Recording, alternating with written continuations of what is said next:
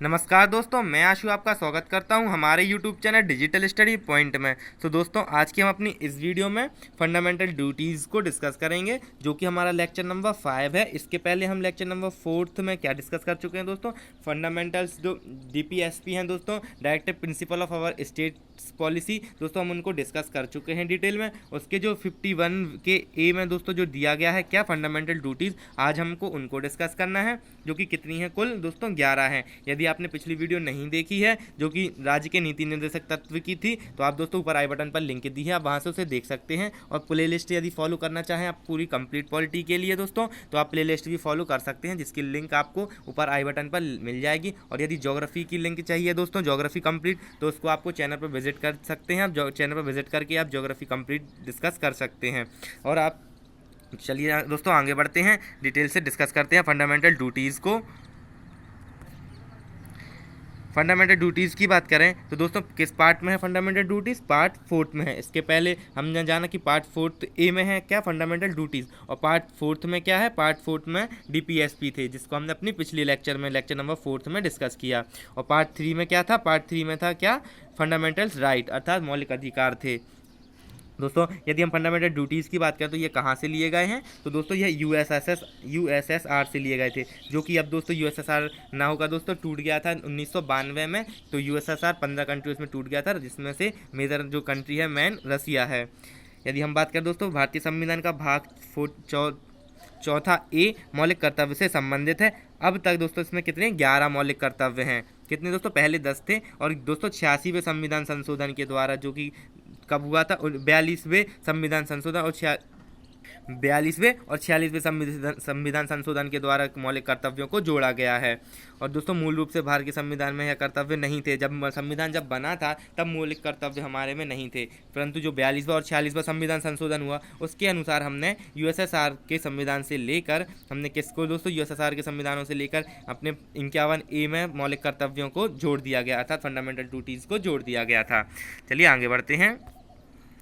इन कर्तव्यों को करने के लिए दोस्तों, इन कर्तव्यों को करने के लिए नागरिकों को संविधान द्वारा नैतिक रूप से बाध्य किया जाता है। दोस्तों ये हमारी ड्यूटीज़ हैं, इनके लिए आप दोस्तों इनको करने के लिए नैतिक रूप से बाध्य हैं आप। ऐसा नहीं है कि आप यह नहीं करेंगे, जैसे संविधान का सम्मान करना, तो दोस्तों इसमें कुछ स्पेशल प्रोविजंस भी हैं, जैसे कि हमारा जो नेशनल फ्लैग है, नेशनल सॉन्ग है, नेशनल एंथम है दोस्तों, यदि आप इनका सम्मान नहीं करते हैं दोस्तों, तो आपको कुछ मेजर, आपको दोस्तों इसमें सजा का प्रावधान मिल सकता है। परंतु दोस्तों जो बाकी हैं इसमें आपको दोस्तों यह मौलिक कर्तव्य है, अर्थात आपके नैतिक रूप से आपको होना चाहिए। जैसे किसी का हेल्पफुल नेचर है कि नहीं, दोस्तों मौलिक कर्तव्य है कि आपको मदद जैसे करना चाहिए, यदि वह नहीं भी करता है तो वह आपका दोस्तों नैतिक कर्तव्य, इसके लिए आप बाध्य नहीं हैं दोस्तों। यह उनके उल्लंघन या गैर अनुपालन के मामले के बिना किसी कानूनी मंजूरी से गैर न्यायसंगत है। चलिए आगे बढ़ते हैं। यह भारत के प्रत्येक नागरिक का कर्तव्य होगा दोस्तों। कौन कौन से कर्तव्य होंगे, अब आप एक एक करके दोस्तों उनको डिस्कस करते हैं। पहला क्या है दोस्तों, ए संविधान का पालन करना। दोस्तों हमें संविधान का पालन, दोस्तों कोई भी यदि आप बड़ी सेलिब्रिटी ले लें, जो अभी इस टाइम पर दोस्तों जो बड़ी सेलिब्रिटी है, किसी भी बड़े आदमी को ले ले, तो दोस्तों वह संविधान का पालन करता है। ऐसा नहीं है कि संविधान पालन नहीं करता हो। और उसके आदर्शों और संस्थानों, राष्ट्रीय ध्वज और राष्ट्रीय गान का सम्मान कर। दोस्तों किस किस का, राष्ट्रीय ध्वज का सम्मान करना, राष्ट्रीय गान का सम्मान करना, यह हमारा पहला मौलिक कर्तव्य है, अर्थात फंडामेंटल ड्यूटीज़ पहली है। यदि हम सेकंड फंडामेंटल ड्यूटीज़ की बात करें तो स्वतंत्रता के लिए हमारे राष्ट्रीय संघर्ष को प्रेरित करने वाले महान आदर्शों को संजोने और पालन। दोस्तों जो स्वतंत्रता के लिए, जैसे गांधी जी, भीमराव अम्बेडकर जी, दोस्तों जितने भी स्वतंत्रता सेनानी रहे हैं उनका हमें सम्मान करना है। तो उनका सम्मान करने के लिए हमें अपना दोस्तों महान आदर्शों को संयोजन का पालन करना चाहिए इनका। दोस्तों थर्ड है भारत की संप्रभुता, एकता और अखंडता को बनाए रखने की, उसकी दोस्तों रक्षा करें। दोस्तों भारत की संप्रभुता, एकता दोस्तों और अखंडता को बनाए रखने के लिए, सोवरेन यूनिटी और इंटीग्रिटी को बनाए मेंटेन रखने के लिए हमारा यह कर्तव्य है कि हम बनाए रखें। हम उसकी यदि कोई दोस्तों रक्षा नहीं करता है तो ऐसा नहीं है कि आप रक्षा, यह हमारा मौलिक कर्तव्य है कि हमें अपने देश की अखंडता और एकता को बनाए रखना है। यह कौन सा है दोस्तों, हमारा थर्ड मौलिक कर्तव्य है। आगे बढ़ते हैं दोस्तों। यदि हम बात करें कि मौलिक कर्तव्य को किस समिति के द्वारा जोड़ा गया था, तो स्वर्ण सिंह समिति के द्वारा मौलिक कर्तव्यों को जोड़ा गया था। चलिए आगे बढ़ते हैं। आगे चौथी बात करते हैं दोस्तों, चौथे की बात करते हैं। चौथा मौलिक कर्तव्य क्या है हमारा? देश की रक्षा करने के लिए और राष्ट्रीय सेवा प्रदान करने के लिए ऐसा करने का आह्वान किया जाता है। दोस्तों यदि देश की रक्षा की ज़रूरत पड़ती है तो आपके लिए बुला लिया जा सकता है, कि दोस्तों अपने यहाँ तो कंपलसरी नहीं है, परंतु दोस्तों और ऐसी कई कंट्रीज़ हैं जैसे इजराइल है, तो वहाँ पर दोस्तों कम से कम 2 साल की किसी भी नागरिक को, किसी भी सिटीजन को 2 साल की मैंडेटरी मिलिट्री की ट्रेनिंग लेनी पड़ती है। आगे बात करते हैं दोस्तों पांचवें मौलिक कर्तव्य की। भारत के सभी लोगों के बीच धार्मिक, भाषाई और क्षेत्रीय या अनुभागीय विविधताओं के बीच सामंजस्य और समान भाईचारे की भावना को बढ़ावा देना और महिलाओं की गरिमा के लिए अपमानजनक प्रथाओं का त्याग करना। दोस्तों इस हमारे जो पांचवें मौलिक कर्तव्य वह क्या कहता है? पांचवें मौलिक कर्तव्य के अनुसार दोस्तों धार्मिक, भाषाई और क्षेत्रीय या अनुभागीय विविधताओं के बीच सामंजस्य। दोस्तों हम बहुत सारे, जैसे अनेकता में भी एकता है, तो उसके लिए दोस्तों अनेक प्रकार से क्षेत्रों में अनेक भाषाएं बोली जाती हैं। उसके बाद भी दोस्तों हमें उनका भाईचारे से उनको रहना है, एक दूसरे का सम्मान करना है और महिलाओं की दोस्तों जो गरिमा है उसको दोस्तों बनाए रखना है, और जो उनके प्रति जो पुरानी प्रथाएं हैं उनका हमें त्याग करना है। यह किस में दिया गया है? यह 5th है हमारा मौलिक कर्तव्य। चलिए हम आगे बढ़ते हैं। छठवां मौलिक कर्तव्य क्या है हमारा? हमारी समग्र संस्कृति की समृद्ध विरासत को महत्व देना और संरक्षित करना। दोस्तों जो हमारी संस्कृति है उसकी जो विरासत को महत्व देना, दोस्तों हमारी संस्कृति चेंज ना हो उसको और उनको संरक्षित करना, कि हमारी संस्कृति जो है वही रहे दोस्तों, चेंज ना हो, जैसे वेस्टर्न कल्चर नहीं आना चाहिए पूरे से। आगे बढ़ते हैं। नेक्स्ट है जंगलों, झीलों, नदियों और वन्य जीवन के सहित प्राकृतिक पर्यावरण की रक्षा और सुरक्षा दोस्तों करने के लिए और जीवन प्राणियों के लिए दया करना। दोस्तों जो जीवित प्राणी हैं उनके लिए दया करना, वन जंगल इनका दोस्तों हमें संरक्षण करना, यह हमारा मौलिक कर्तव्य है कि हम उनको प्रोटेक्ट करें। तो उनके इम्प्रूवमेंट के लिए किस किस के लिए? एनवायरनमेंट के लिए, नेचर के, फॉरेस्ट के, lake, river, wild life sanctuaries, national park, इनका दोस्तों हमें इनका प्रोटेक्ट और इनके इम्प्रूवमेंट के लिए, और जो दोस्तों वाइल्ड लाइफ एनिमल्स होते हैं उनकी रक्षा करें, ये हमारा मौलिक कर्तव्य है। चलिए आगे बढ़ते हैं। नेक्स्ट दोस्तों 8वां मौलिक कर्तव्य है हमारा वैज्ञानिक स्वभाव मत दोस्तों मानवतावाद और जांच और सुरक्षा की भावना विकसित करना। दोस्तों यह हमारा मौलिक कर्तव्य 8वां है कि जो वैज्ञानिक स्वभाव दोस्तों जो साइंटिफिक जो है मानवता है जो उसको बढ़ावा देना, उनकी जांच के लिए दोस्तों कि वह और आगे बढ़ सके दोस्तों और हम खुद आगे बढ़ें। अगला है दोस्तों 9वां सार्वजनिक संपत्ति की सुरक्षा और हिंसा को रोकना। दोस्तों जो सार्वजनिक संपत्ति है, जैसे कोई भी पब्लिक प्रॉपर्टी है दोस्तों, जैसे कोई भी मॉन्यूमेंट्स है उसके ऊपर दोस्तों जो नाम बना के चले जाते हैं, बबली बंटी लिख कर चले जाते हैं दोस्तों, यह हमें नहीं करना चाहिए।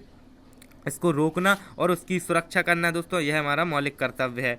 आगे बढ़ते हैं। 10वां व्यक्तिगत और सामूहिक गतिविधियों के सभी क्षेत्रों को उत्कृष्टता की दिशा में प्रयास करने के लिए, ताकि राष्ट्र निरंतर प्रयास और उपलब्धि के उच्च स्तर तक बढ़े। दोस्तों यह हमारा मौलिक कर्तव्य 10वां कि व्यक्तिगत और सामूहिक गतिविधियों के सभी क्षेत्रों में उत्कृष्टता की दिशा में आगे बढ़ें दोस्तों, कि एक्सीलेंस हो दोस्तों, एक्सीलेंस की तरफ आगे बढ़ें, कि सारे जो हमारे व्यक्तिगत हो या सामूहिक हो हमें आगे बढ़ते जाना चाहिए दोस्तों, इसके लिए प्रयासरत रहना चाहिए। यह हमारा 10वां मौलिक कर्तव्य है। और दोस्तों जो 11वां मौलिक कर्तव्य है यह क्या है दोस्तों? जो 86वें संविधान संशोधन के द्वारा जोड़ा गया था, माता पिता उनके बच्चों को दोस्तों 6 से 14 वर्ष की आयु के दोस्तों कंपलसरी है कि 6 से 14 वर्ष की आयु के बच्चों के लिए हमारे लिए शिक्षा प्रदान करनी है निःशुल्क।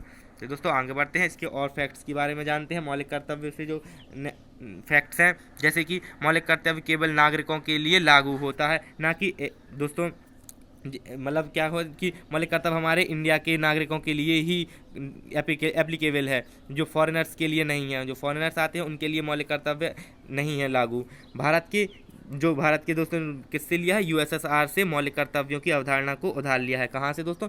यूएसएसआर से लिया है। दोस्तों इसमें क्या है? मौलिक कर्तव्य के समावेश ने हमारे संविधान को मानवाधिकारों की सार्वभौमिक घोषणा के अनुच्छेद 29(1) के साथ और अन्य देशों के कई आधुनिक क्षेत्रों में प्रावधान के साथ लिया है। दोस्तों मौलिक अधिकार अन्य देशों में भी, मौलिक कर्तव्य अन्य देशों में भी हैं, और हमारे केस में दोस्तों किसके साथ लिया गया है? हमारे किसके साथ घोषणा की गई है? तो आर्टिकल 29(1) में लिखा गया है, यह declaration universal declaration of human rights and with provisions in several model constitution of other countries.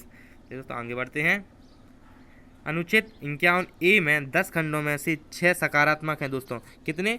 6 positive duties हैं और 5 दोस्तों नेगेटिव ड्यूटीज़ हैं। कौन कौन सी दोस्तों? B, D, F, H दोस्तों B, D, F, H, J और K को नागरिकों के इन मौलिक कर्तव्यों को सक्रिय रूप से करने की आवश्यकता होती है। चलिए आगे बढ़ते हैं। यह सुझाव दिया है दोस्तों, अभी हमारे में और भी सुझाव दिए गए हैं कि मौलिक कर्तव्य दोस्तों 11 से और आगे बढ़ा दिए जाएँ, प्लस कर दिए जाएँ, जो कि अभी दोस्तों हुए नहीं हैं।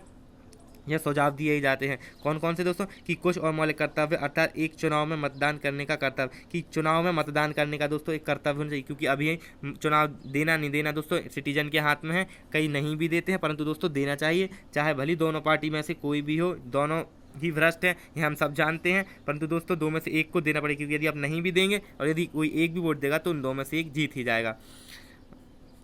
और दोस्तों कौन सा है अगला कर्तव्य? करें करों का भुगतान करने के लिए मौलिक कर्तव्य होना चाहिए कि करों का भुगतान करना चाहिए, जो टैक्स है वह पे करना चाहिए। अन्याय का विरोध करने के लिए मौलिक कर्तव्य संविधान के भाग 4 के अनुच्छेद 51 के कारण नियमित समय में जोड़ा जा सकते हैं। दोस्तों अभी जोड़े नहीं गए हैं, परंतु जोड़े जा सकते हैं। तो दोस्तों आगे बढ़ते हैं।